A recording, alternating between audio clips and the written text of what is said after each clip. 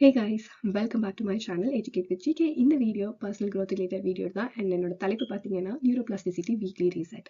So weekly reset அப்படிங்கிறது நம்மளோட மைண்டை தெளிவாக வச்சிருக்கிறதுக்கும் ஃபோக்கஸ்டாக இருக்கிறதுக்கும் நம்ம லைஃப்பை ஒரு ப்ராப்பரான வழியில் ஒழுங்குபடுத்தி கொண்டு போகிறதுக்கும் வந்து ஹெல்ப் பண்ணும். எப்பவுமே ஒரு வீக் ஒரு வாரம் ஆரம்பிக்கும் பொழுது நமக்குள்ள கன்ஃபியூஷன்ஸ், குழப்பம், மன உளைச்சல், போன வாரம் செய்யாத ஒரு டாஸ்க்கு, இது எல்லாமே நம்மளோட மைண்ட்ல ஒரு பிரச்சனையாவே ஓடிட்டு இருக்கும். ஸோ இதுக்கான சொல்யூஷன் தான் வீக்லி ரீசெட். இந்த வீக்லி ரீசெட்டை கண்டினியூஸா வந்து நம்ம செய்யறதுனால நம்ம மூளையை வந்து நம்ம ட்ரெயின் பண்ண முடியும்.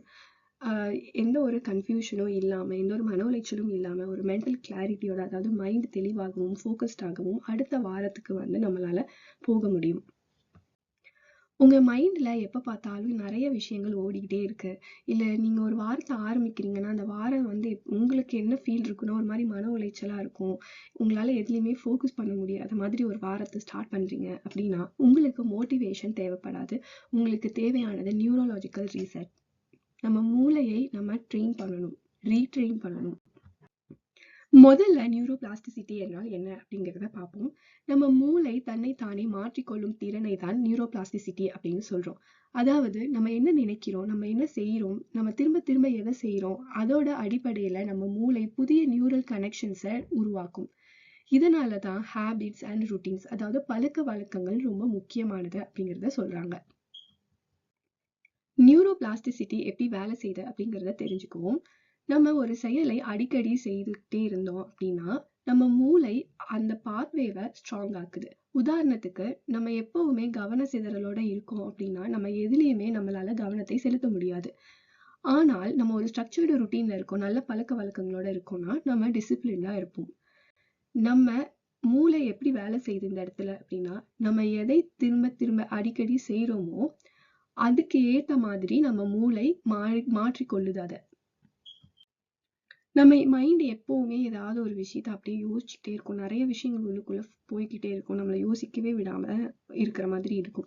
இதெல்லாம் எதனால நடக்குது அப்படிங்கிறத பார்த்தோம்னா, முதல்ல வந்து நம்ம செஞ்சு முடிக்காத வேலைகள் இருக்குது. அடுத்து கான்ஸ்டன்ட் நோட்டிஃபிகேஷன். இப்போ உள்ள காலகட்டத்துல நம்ம போன்ல நோட்டிஃபிகேஷன்ஸ் வந்துகிட்டே இருக்கு, இது ஒரு காரணம். அடுத்து பாத்தீங்கன்னா அதிகமான பொறுப்புகள் இருப்பது, ஒரு கிளியர் பிளானிங்கே இல்லாத ஒரு வாழ்க்கை. அடுத்து பாத்தீங்கன்னா நம்மளோட சுற்றுப்புறம், அதாவது பிசிக்கல் என்விரான்மெண்ட் வந்து ஆர்கனைஸ்டா இல்லாம இருக்கிறது. அண்ட் டிசிஷன் ஃபெட்டிக், என்ன முடிவை எடுக்கிறது அப்படின்னு தெரியாம இருப்பது. இது எல்லாமே மென்டல் கிளட்டருக்கு காரணமாக இருக்கிறது. நம்ம மூளைக்கு ஸ்ட்ரக்சர்னா ரொம்ப பிடிக்கும், அதாவது ஒரு கட்டமைப்பான வாழ்க்கை. இப்படி இருக்கும் பொழுதுதான் மூளைக்கு ஈஸியா அதை வந்து ஃபாலோ பண்ணி அதால வந்து போக முடியும். இல்ல அப்படின்னா it will result in mental clutter. So weekly reset concept பத்தி பேசுவோம். இது என்ன அப்படின்னு பார்த்தீங்கன்னா, வாரம் ஒரு முறையாவது நீங்க இந்த வழக்கத்தை உங்ககிட்ட வச்சுக்கணும். ஸோ அந்த அன்னைக்கு நீங்க என்ன பண்ண போறீங்க அப்படின்னா, போன வாரத்தை வந்து ரிவ்யூ பண்ண போறீங்க. போன வாரம் என்ன நடந்தது, ஏது நடந்தது, ஏன் நடந்தது, அந்த மாதிரி. அண்ட் இரண்டாவது பார்த்தீங்கன்னா, உங்க மைண்டை கிளியரா வைக்கிறதுக்கும் ஹெல்ப் பண்ணுது. நல்லா தெளிவாக யோசிக்கிறதுக்கு உதவும். உங்களோட பிசிக்கல் என்விரான்மெண்ட், அதாவது உங்களோட சுற்றுப்புறத்தை ஒதுக்கி வச்சு லைக் ஆர்கனைஸ் பண்றதுக்கு உதவும். அடுத்த வாரத்தை பிளான் பண்றதுக்கு உதவும். அப்புறம் உங்களுக்கான என்ன லட்சியங்கள் இருக்கோ அதை வந்து எதுல ஃபோக்கஸ் பண்ணலாம் அப்படிங்கிறத நீங்க வந்து யோசிக்கலாம். ஸோ இந்த வீக்லி ரீசெட்டை பண்றதுனால மன உளைச்சல் கம்மியாகி தெளிவு அதிகமாகும். So step 1 of weekly reset என்ன அப்படின்னு பார்த்தீங்கன்னா, போன வாரத்தை நீங்க ரிவ்யூ பண்ண போறீங்க. போன வாரம் எதெல்லாம் நல்லா போச்சு, எது நல்லா போகல, நான் என்னோட எனர்ஜியை மோஸ்டா எதுல ஸ்பெண்ட் பண்ணேன், எது என்னோட எனர்ஜியை ட்ரெயின் பண்ணுச்சு, அதிகமான டிஸ்ட்ராக்ஷன்ஸ் என்ன, நான் ஃபோன் யூஸ் பண்ணேனா, இல்லை யார்ட்டாச்சும் பேசி டிஸ்ட்ராக்ட் ஆகிட்டேனா, இல்லை டிவி பார்த்தனா, இந்த மாதிரியான ஏதாவது டிஸ்ட்ராக்ஷன்ஸ் இருந்தது அப்படின்னா, அதே மாதிரி போன வாரம் நான் எந்தெந்த வேலைகளை செஞ்சு இன்னும் முடிக்கல அப்படிங்கிறதையும் வந்து நீங்க ரிவ்யூ பண்ண போறீங்க. இப்போ இதை வந்து நம்ம ஒரு ரிஃப்ளெக்ஷன் அப்படின்னு சொல்லலாம். அதாவது நம்ம என்ன பண்ணியிருக்கோம் அப்படிங்கிறத திரும்பி பார்ப்பது. இதை திரும்பி பார்க்கறதுனால உங்களுக்கு ஒரு கண்ட்ரோல் கிடைக்கும். அடுத்த வாரம் நம்ம என்ன தப்பு பண்ணக்கூடாது, எது சரியான இருந்துச்சோ அதை நம்ம எப்படி ஃபாலோ பண்ணலாம், அந்த மாதிரி நம்மள யோசிக்க வைக்கும். ரிஃப்ளெக்ஷன் பண்றதுனால மூளையில இருக்கக்கூடிய ஒரு ப்ரீஃப்ரண்டல் கார்டெக்ஸ் அப்படிங்கிற ஒரு பார்ட் ஆக்டிவேட் ஆகுது. இந்த பார்ட் ஆக்டிவேட் ஆகுறதுனால நம்மளால வந்து நல்ல டிசிஷன் எடுக்க முடியும், முடிவுகள் எடுக்க முடியும். பிளானிங் பண்ணுறதுக்கு ஹெல்ப் பண்ணும். அண்ட் நம்ம செல்ஃப் கண்ட்ரோல்டாக இருக்கலாம். அண்ட் மெட்டா காக்னிஷன் ஆக்டிவேட் ஆகுறதுனால நம்ம யோசிக்கிறத பற்றியே நம்ம யோசிப்போம். நம்ம எப்படி யோசிக்கிறோம் அப்படிங்கிறத பற்றி. அண்ட் எமோஷ்னலாக வந்து எமோஷ்னலி நம்ம ரெகுலேட்டடாக இருப்போம். எப்போவுமே இந்த ரிஃப்ளெக்ஷன் பண்ணுறதுனால நம்ம ஃப்யூச்சரில் எடுக்கக்கூடிய முடிவுகளை நம்ம வந்து நல்ல முடிவுகளாக எடுக்கலாம். நமக்கு இந்த டிசிஷன் ஃபேட்டிக் இருக்காது. Step 2 mental declutter. அதாவது நம்மளோட மைண்டை நம்ம தெளிவாக ஆக்க போகிறோம். அதுக்காக நம்ம செய்யக்கூடிய process brain dump. Brain dump அப்படிங்கிறது நம்ம என்னெல்லாம் யோசிக்கிறோமோ அதெல்லாம் எழுதுறது. இங்கே நம்ம என்ன எழுத போகிறோம் அப்படின்னா டாஸ்க். அதாவது நம்ம என்னென்னலாம் செய்யணும், அடுத்த வாரத்துக்கு நம்ம என்னெல்லாம் செய்யணும், என்னெல்லாம் செய்ய வேண்டியது இருக்குது, அதெல்லாத்தையுமே எழுதணும். நம்ம எந்தெந்த விஷயத்துக்கு கவலைப்படுறோம் அப்படிங்கிறத எழுதணும். ஐடியாஸ், நமக்குள்ளே எப்போவுமே வந்து ஒரு புதுசாக ஐடியாஸ் எல்லாம் வந்துட்டு இருக்கும். அதை எல்லாமே நீங்கள் எழுதலாம். அதே மாதிரி டெட்லைன்ஸ், இந்த நாளில் ஏதாவது முடிக்கணும் அப்படின்னு வச்சுருப்போம். வேலை செய்கிறதா இருக்கட்டும், இல்லை பர்சனலாக இருக்கட்டும். ஸோ அந்த மாதிரி டெட்லைன்ஸ் எல்லாத்தையுமே வந்து நீங்கள் நோட் டவுன் பண்ணி வைக்கணும். அடுத்தது ரிமைண்டர்ஸ். லைக் உங்களோட ஃப்ரெண்ட்ஸோட நீங்கள் வந்துட்டு ஏதாச்சும் மீட்டிங் அரேஞ்ச் பண்ணியிருக்கீங்க, இல்லை உங்கள் அப்பா அம்மாவை போய் பார்க்கணும், இல்லை சிப்ளிங்ஸோட போகணும் அப்படின்னு இந்த மாதிரி என்னைக்காவது ஒரு நாள் ஸ்கெடியூல் பண்ணி வச்சுருப்பீங்க. அந்த ரிமைண்டர்ஸ் எல்லாத்தையுமே நீங்கள் வந்து ஒரு பேப்பர்லேயோ அல்லது டிஜிட்டல் நோட்ஸ்லேயோ வந்து எழுத போகிறீங்க. இப்போ நீங்கள் வந்து இது எல்லாத்தையும் நான் வந்து இதை இப்போ பண்ண போகிறேன், அப்போ பண்ண போகிறேன், இந்த மாதிரி ஆர்கனைஸ் பண்ணணும்னு அவசியம் கிடையாது. நீங்கள் வந்து ஜஸ்ட்டு உங்களோட மைண்டை கிளியர் பண்ணுறதுக்காக சும்மா ரேண்டமாக எழுதிக்கிட்டே இருக்க போகிறீங்க, அவ்வளோதான். ஸோ பிரெயின் டம்பிங் ஏன் வேலை செய்யுது அப்படிங்கிறத பார்க்கலாம். நம்ம மைண்ட்லேயே நம்ம செய்ய வேண்டிய வேலையெல்லாம் எழுதாமலே நம்ம மைண்ட்லேயே வச்சுருக்கோம் அப்படின்னா நம்ம மைண்டு தான் வந்து ஸ்ட்ரெஸ் ஆக போகுது, நம்ம மூளைக்கு தான் ஸ்ட்ரெஸ் ஆக போகுது. ஸோ அதனால நம்ம எழுதுறதுனால என்ன நடக்கும் அப்படின்னு பார்த்தீங்கன்னா காக்னிட்டிவ் லோடு வந்து கம்மியாகுது. நம்மளோட படபடப்பாக இருக்கிறது, இல்லை நம்மளோட மன உளைச்சல் இது கம்மியாகுது. தெளிவாக யோசிக்க ஆரம்பிப்போம். அண்ட் மென்டல் ஸ்பேஸ் வந்து கிரியேட் பண்ணுவோம். ஒரு விஷயம் என்னன்னா, ஒரு பழைய விஷயங்கள் நம்ம மூளையில இருக்கக்கூடிய பழைய விஷயங்கள் எல்லாம் வெளியில போனாதான் புதிய விஷயங்கள் நம்ம மூளையில வரும். ஸோ அதுக்காக தான் இந்த மென்டல் ஸ்பேஸை கிரியேட் பண்றதுக்கான காரணம். ஒரே ஒரு விஷயம்னா என்னன்னா, நம்மளோட பிரெயின் வந்து ப்ராசஸிங்காக தான் இருக்கு, not for storing. So step 3 physical என்விரான்மெண்ட்டை ரீசெட் பண்ணுறது. அதாவது நம்மளோட சுற்றுப்புறங்களை, முக்கியமாக நம்ம எங்கே உட்காந்து வேலை செய்கிறோம், நம்மளோட ஃபோனு, நம்ம அடிக்கடி பயன்படுத்தக்கூடிய அந்த ஒரு பிளேஸை வந்துட்டு நம்ம வந்து டீக்ளட்டர் பண்ண போகிறோம். அதாவது அதை வந்து என்னென்ன திங்ஸ்லாம் இருக்குது அதெல்லாத்தையும் ஒதுக்கி வச்சுட்டு அதை வந்து க்ளீன் பண்ண போகிறோம். ஸோ தட் நமக்கு நம்மளோட ஃபிசிக்கல் என்விரான்மெண்ட் வந்து ஒரு ஆர்டரில் இருக்கும். இதனால் நம்ம பிரெயினும் ஒரு ஆர்டரில் இருக்கும். Science of environment.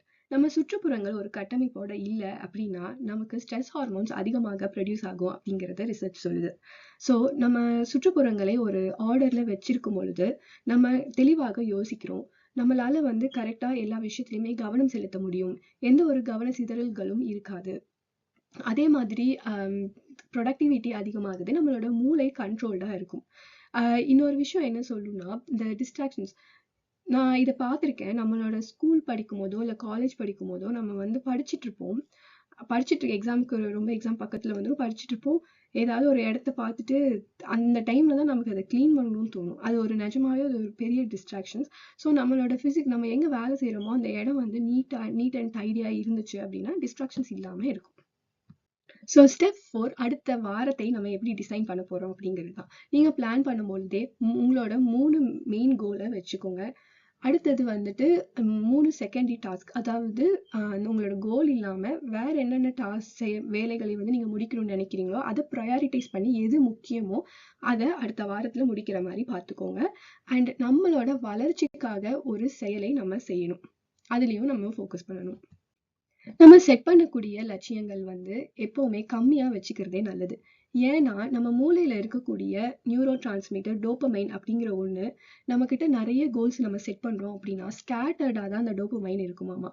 ஆனால் நம்மக்கிட்ட ஃபோக்கஸ்டு கோல்ஸ் இருந்துச்சுன்னா அந்த டோப்பமைனும் அதில் வந்து ஃபோக்கஸ்டாக இருக்கும் அப்படின்னு சொல்கிறாங்க. அண்ட் கிளாரிட்டி தான் வந்து நியூரோனல் எஃபிஷியன்சியை வந்து ஸ்ட்ரென்தன் பண்ணுது அப்படிங்கிறதையும் சொல்கிறாங்க. Step 5 identity priming. Identity priming அப்படிங்கிறது நான் என் மூளைக்கிட்ட நான் எப்படி இருக்க போகிறேன் அப்படிங்கிறத ரிப்பீட்டடாக சொல்கிறது.